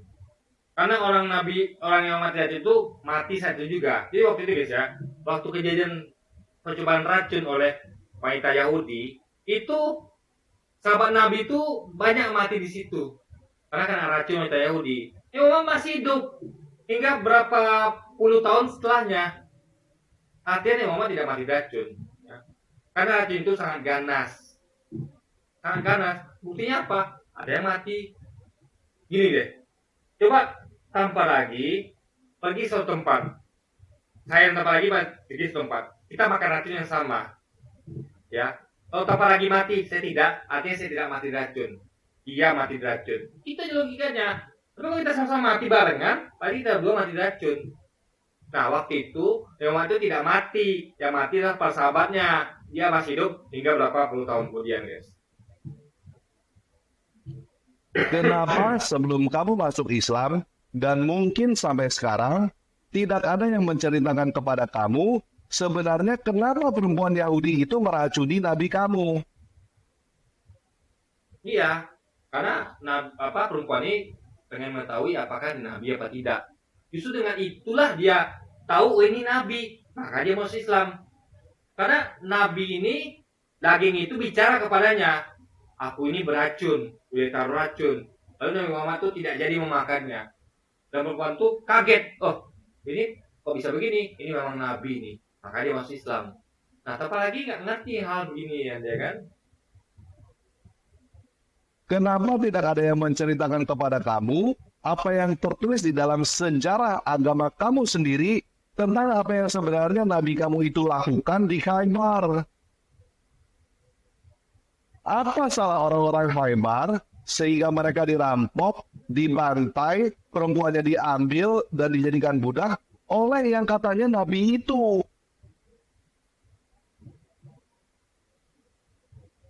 Nih, saya ambil dari Republika ya, biar tambah lagi paham ya. Siapa itu orang-orang Khaybar? Ya. Nih, pertemuan dengan orang-orang Khaybar dipicu oleh ulah orang-orang Yahudi Khaybar yang seringkali melakukan tindakan licik mengadu domba kaum muslim. Itu salah mereka, mengadu domba kaum muslim. Bahkan kaum Yahudi Khaybar memiliki pasukan sebanyak 1.000 orang dengan senjata lengkap dan benteng yang sangat kuat, seolah bersikap menantang kaum muslimin. Mereka ini mengadu domba kaum muslimin, guys. Karena waktu itu kaum muslimin memang berperang dengan Yahudi. Jadi orang Khaybar itu yang berperang lawan kaum muslimin itulah orang Yahudi. Memang musuhnya kaum muslimin. Ngerti nggak? Itu tambah lagi kita harus belajar tentang sejarah Islam, guys. Nah, sekarang kita lihat sumber lain ya. Kita tambah lagi belajar sejarah ya. Judulnya adalah artikel yang berjudul Perang Khaybar. Sejarah pengingatan Yahudi terhadap Rasulullah. Dari kalian bisa lihat sumbernya di www.mahadalijakarta.com ya. Khaybar merupakan kota besar yang berkebun luas juga berbenteng kokoh. Terletak di sebelah timur laut kota Madinah. Khaybar menjadi pusat negara kaum Yahudi di tanah Arab dan menjadi tempat konspirasi dan pengingatan orang Yahudi kepada Rasulullah SAW. Perang Khaybar menjadi babak akhir dari pengkhianatan mereka semasa hidup Rasulullah. Orang Yahudi terdiri dari Bani Nadir, Bani Kainuka, dan Bani Quraisyah. Pengkhianatan pertama mereka dilakukan orang-orang Yahudi dari Bani Kainuka. Pengkhianatan mereka berawal dari beberapa di antara mereka yang mengejek dan mengganggu orang-orang Muslim yang datang ke pasar mereka. Ibnu Hisham meriwayatkan dari Abu Aun bahwa ada seorang wanita Arab yang datang ke pasar dengan menggunakan jilbabnya. Wanita itu duduk dekat seorang pengrajin perhiasan. Tiba-tiba beberapa orang mendatangi dan bermaksud menyingkap kerudung yang menutupi wajahnya. Sehingga tentu saja wanita muslimah itu merontak. Dengan diam-diam pengrajin perhiasan tersebut mengikat ujung bajunya sehingga tangkala bangkit, auratnya terbuka. Meskipun mereka pun tertawa dibuatnya. Sehingga secara spontan wanita muslimah tersebut berteriak. Seorang laki-laki muslim yang di dekatnya melompat ke arah pengrajin dan membunuhnya. Orang-orang Yahudi lainnya mengikat laki-laki muslim itu dan membunuhnya. Kejadian ini disebarluaskan orang-orang muslim kepada sesamanya. Dan mereka bersiap untuk menyerang orang Yahudi, Bani Quraisyah, dan akhirnya keluar dari Madinah. Jadi ini memang kurang ajar, guys, orang ini, guys. Ya, orang-orang Yahudi Khaybar ini kurang ajar. Mereka mempermalukan dan membunuh kaum muslimin, menyingkap aurat wanita muslimin. Ini kurang ajar. Makanya jangan kurang ajar. Sampai kita lagi juga kurang ajar gitu kan. Nih. Pengingatan kedua dilakukan oleh Bani Nadir. Ibnu Ishaq berkata, Rasulullah SAW mendatangi Bani Nadir untuk meminta bantuan diyat bagi dua korban dari Bani Amir yang diwarisi oleh Amr bin Umayyah Ad-Damri karena jaminan pelindungan Rasulullah. Saat itu terdapat persekutuan dan perjanjian antara Bani Nadir dan Bani Amir. Ketika Rasulullah SAW sampai di tempat Bani Nadir, mereka berkata, "Wahai Abu Qasim, kami akan berusaha membantumu." Jadi mereka komitmen kan, tapi lihat jadi nanti.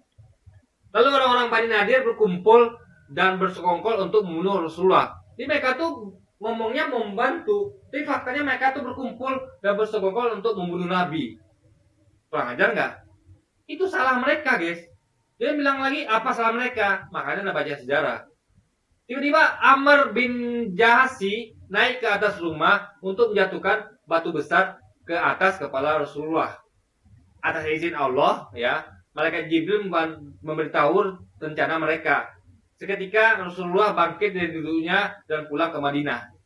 Setelah itu, Rasulullah memerintahkan orang-orang muslim untuk memerangi orang-orang Nadir. Beliau akhirnya memutuskan untuk mengusir mereka. Itu tadi kelakuan mereka, salah mereka itu, guys. Anda membunuh Nabi juga salah satunya kan. Nah, peringatan terakhir orang-orang Yahudi sebelum perang Khaybar dilakukan oleh Bani Quraizah. Yahudi Quraizah adalah salah satunya kabilah besar Yahudi yang tinggal di sekitar Madinah. Huyai bin Akhtab adalah seorang pemuka Yahudi Quraisy yang membujuk Bani Quraizah agar melanggar dan mengkhianati perjanjian mereka dengan Rasulullah, yaitu dengan menyerang pasukan Islam dari belakang. Ini pengkhianat, guys, ya, menyerang posisi Islam dari belakang. Kurang ajar nggak? Itu usaha besar loh. Pada saat itu mereka sedang menghadapi pasukan Azab yang jumlahnya begitu besar. Jadi alih-alih membantu, malah mengkhianati, guys. Menyerang dari belakang gitu kan.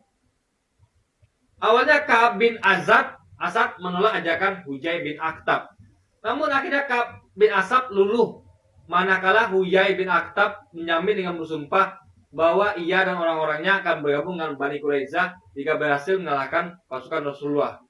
Sejak itu Bani Quraizah pun melakukan serangan dari belakang pasukan Islam.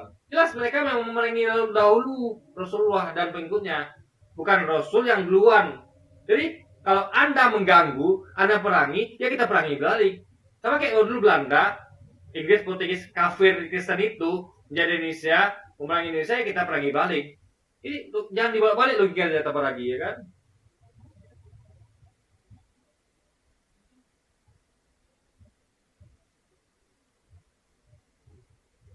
Kabar tentang pengkhianatan Bani Quraizah didengar oleh Rasulullah. Kemudian Rasulullah menjalankan strategi jitu, yaitu dengan memecah belah kota musuh. Beliau mengutus beberapa utusan kepada Bani Ghatrafan, Bani Quraizah, dan Quraisy dengan misi untuk menghentikan niat mereka memerangi Rasulullah. Jadi bahkan Rasulullah itu sudah melakukan tindakan pencegahan secara preventif gitu kan.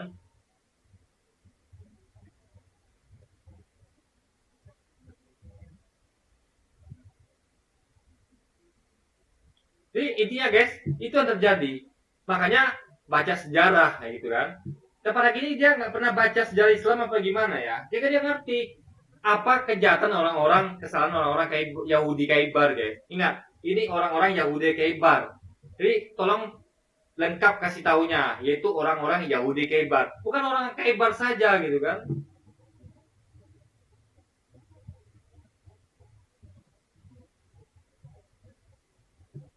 Coba pertanyakan, di mana kemanusiaannya? Kalau kamu sudah tahu semua perbuatan yang Lu ngomong tentang perbudakan. Ingat, waktu itu masih terjadi perbudakan. Dan Nabi itulah yang melepaskan perbudakan. Ingat ya, perbudakan sudah terjadi sejak lama. Sebelum Nabi ada, itu sudah ada perbudakan. Dan Nabi itu menyampaikan bahwa siapa saja yang membebaskan budak, dia akan mendapatkan pahala yang tinggi di mata Allah. Dan waktu itu sahabat tuh belum lama bebaskan budak. Artinya Muhammad adalah orang yang membebaskan perbudakan.